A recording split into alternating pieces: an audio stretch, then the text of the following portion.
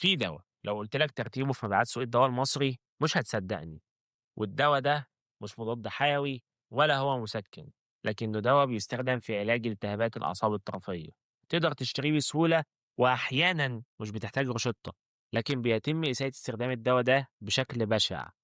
جابيماش، كونفنتين أو جابتن، كلها أسامي تجارية للجابابنتين، وده دوا إدمانه كارثة ونهاية التعوّد عليه خراب. يوم 8/8 سنة 2019 وزارة الصحة المصرية أدرجت مادة برجابلين المتعارف عليها عند عامة الشعب باسم الغيرولين في جدول المخدرات الثالث، والقرار ده ما جاش من فراغ. مبيعات الدواء ده سنة 2019 تخطت 319 مليون جنيه مصري. الرقم ده رقم ضخم قوي على دواء المفروض ان استخداماته محدودة، ولك ان تتخيل ان مبيعات الدواء ده تخطت أدوية مفيش حد ما يعرفهاش. يعني مثلا الدواء ده اتباع أكتر من مضاد الحيوي أوجمنتين أو مسكن زي البروفين وغيرهم من الأدوية المشهورة اللي موجودة في كل بيت مصري. ومن وقت سحبه ومتعاطي العقار ده قعدوا يدوروا على بديل له، بديل يكون متاح رخيص، الرقابة عليه مش قد كده. ومن هنا ظهر لهم الجابا بنتين زي طوق النجاة. الجابا بنتين استلم الراية من الليرولين، وحاليا هو ماشي على نفس خط السير. يعني مثلًا السنة اللي فاتت الدوا ده كان تالت أكثر دوا مبيعًا في مصر، سنة 2024 كان التاني. دي برضه أرقام مش منطقية لدوا استخداماته الطبية محدودة. فيا ترى إيه قصة الدوا ده أصلًا؟ إزاي بيشتغل؟ وكل ده أعرفه لك النهارده. انزل اشترك في القناة وتعالَ معايا أحكي لك كل حاجة عنه.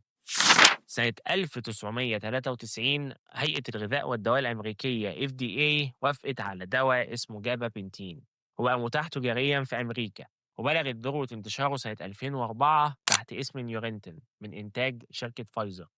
الدوا ده معروف إنه دوا مضاد للاختلاج، يعني بيستخدم كعلاج تكميلي مع باقي الأدوية علشان يحد من نوبات الصرع ويساعد في السيطرة عليها.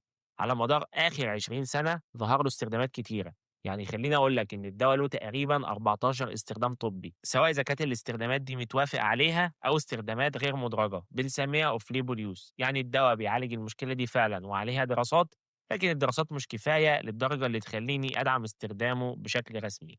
فمثلا انت ممكن تستخدم الدواء ده عشان تسيطر على نوبات صرع، نوبات هلع، الم عضلي ليفي، التهاب اعصاب طرفيه، هرش ملوش سبب، وتلازم التملل للساقين، وغيرها من الاستخدامات الطبيه اللي لو قعدت اعدها لك مش هنخلص. وقبل ما اشرح لك ازاي الدواء ده بيشتغل، تعالى الاول ببساطه افهمك ان الصرع، القلق او الالم كلها اشارات عصبيه بتسافر ما بين الاعصاب وبين بعضها في مناطق اسمها سينابس.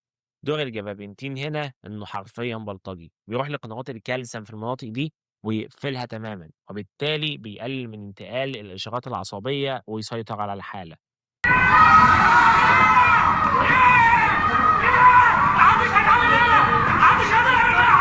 كمان الدوا من عيلة محترمة أوي اسمها جابابنتينويدز، ودي عيلة فيها شبه كبير جدًا كيميائيًا من حاجة اسمها جاما أمينو بيوتريك أسيد، وده هو الناقل العصبي في المخ المسؤول عن الهدوء.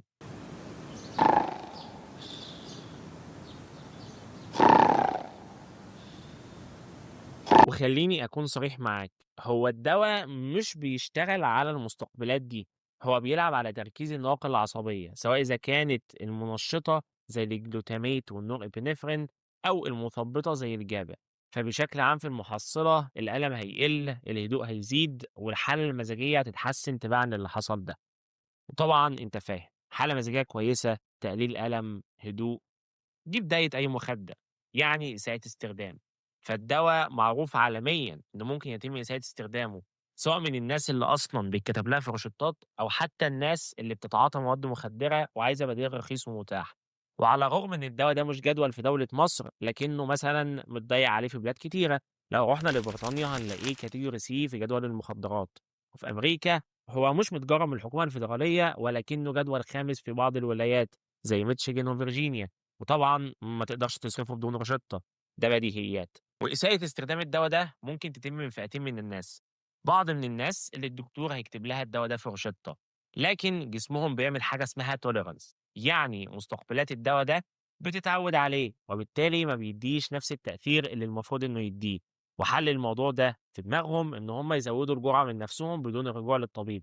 وبالتالي بيخشوا في سكة إدمان بس من غير ما يحسوا. والحقيقة إن الناس دي مش هم الخوف الكبير، الخوف الكبير الناس العادية، الناس اللي ما عندهاش مشاكل صحية أساسًا، لكن بيستخدموا الدوا ده، بيستخدموه علشان مخدر رخيص ممكن يكون بديل عن الحشيش مثلًا، لأنه بيدّي تأثير مشابه، سهل في الحصول عليه وأرخص، وكمان مش هتاخد منه الشوشرة اللي هتاخدها لو اشتريت حشيش مثلًا.